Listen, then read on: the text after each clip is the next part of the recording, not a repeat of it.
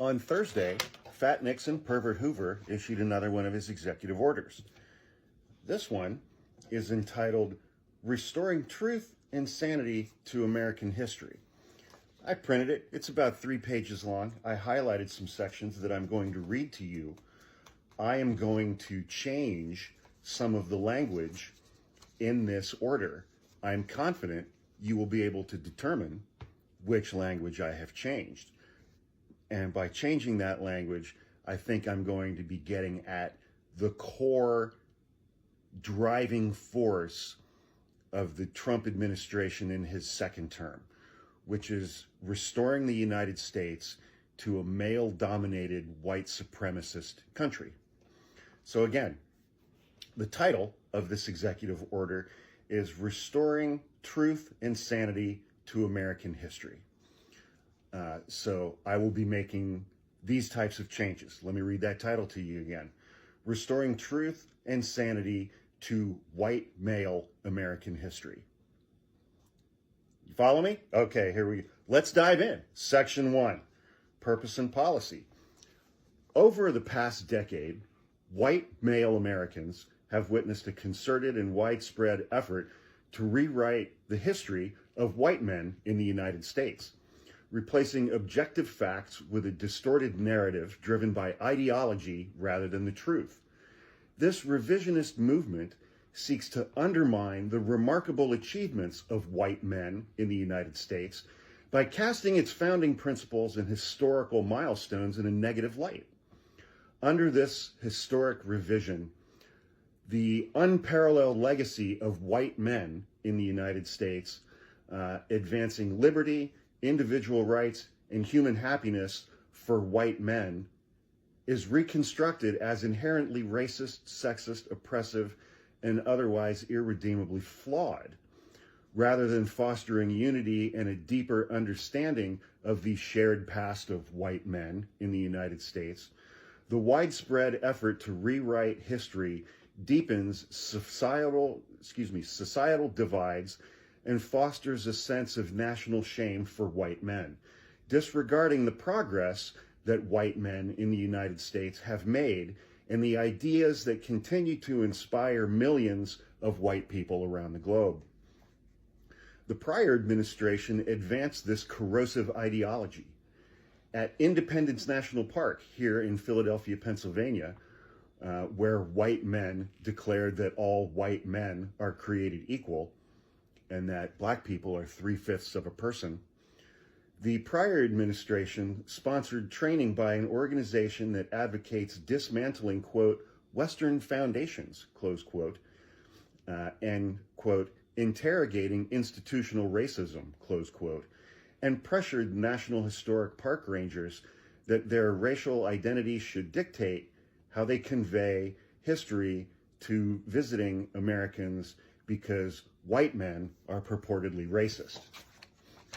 Once widely respected as a symbol of the excellence of white men in America and a global icon of cultural achievement, the Smithsonian Institution has in recent years, that's probably an unfair dig against the Smithsonian. They're not a racist organization yet. Come under the influence of a divisive, race-centered ideology. This shift has promoted narratives that portray white male Americans and the values of white male Americans as inherently harmful and oppressive. For example, the Smithsonian American Art Museum today features The Shape of Power, Stories of Race and American Sculpture, an exhibit representing that societies, including the United States, have used race to establish and maintain systems of power, privilege, and disenfranchisement. Find the lie in that sentence. The exhibit further claims that sculpture has been a powerful tool in promoting scientific racism and promotes the view that race is not a biological reality, but a social construct, stating that race is a human invention. The National Museum of African American History and Culture proclaimed that hard work, individualism, and the nuclear family are aspects of white culture. The forthcoming Smithsonian American Women's History Museum, plans on celebrating the exploits of trans athletes participating in sports.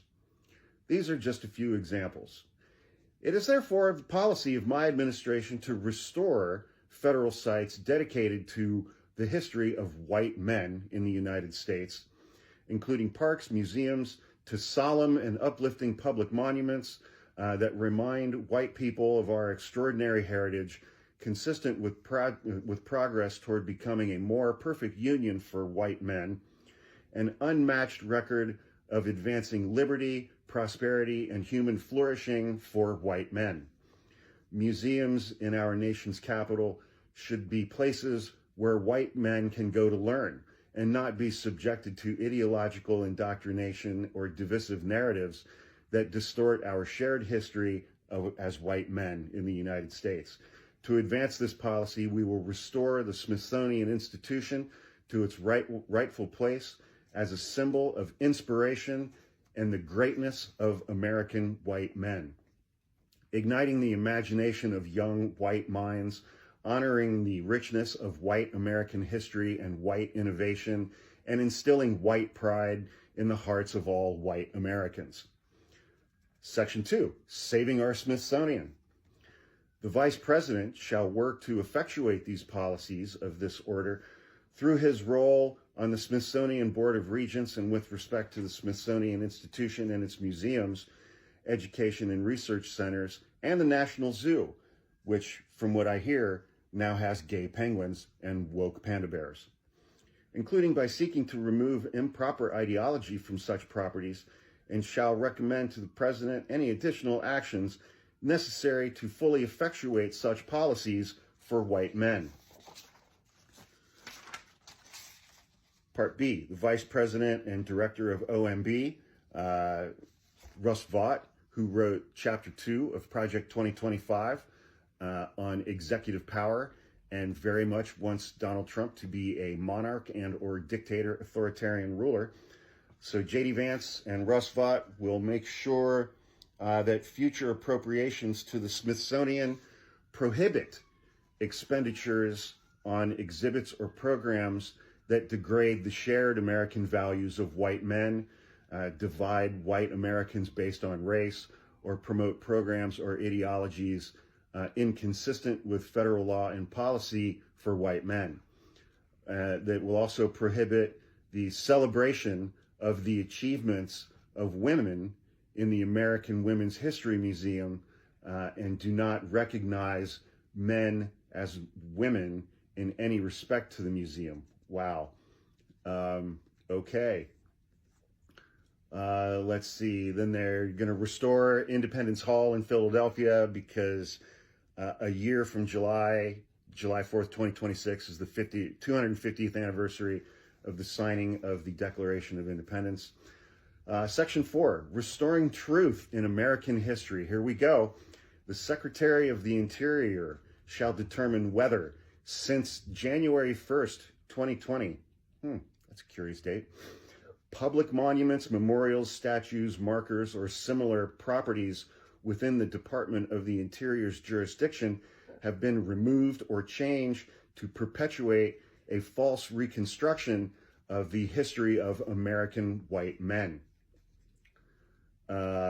Shall take action as appropriate, as consistent with applicable law to ensure that all public monuments within the department's jurisdiction do not contain descriptions, depictions, or other content that inappropriately disparages white American men, past or living, and instead focus on the greatness of the achievements of white men and the progress of white men in America, with respect to natural features, the beauty, abundance, and grandeur of the white American landscape.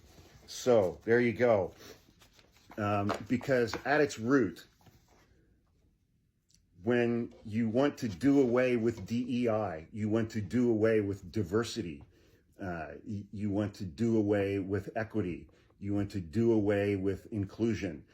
Anti-DEI policies at their core are about restoring the United States of America to a male-dominated white supremacist country. It is white supremacy. It is white male patriarchy. Those are the two driving forces behind pretty much every single decision this government is making right now, this administration is making right now, apart from all the class warfare shit. So TikTok supports white supremacy, and Donald Trump and J.D. Vance have made male-dominated white supremacy the driving force behind virtually every single decision this administration is making. Hope that helps.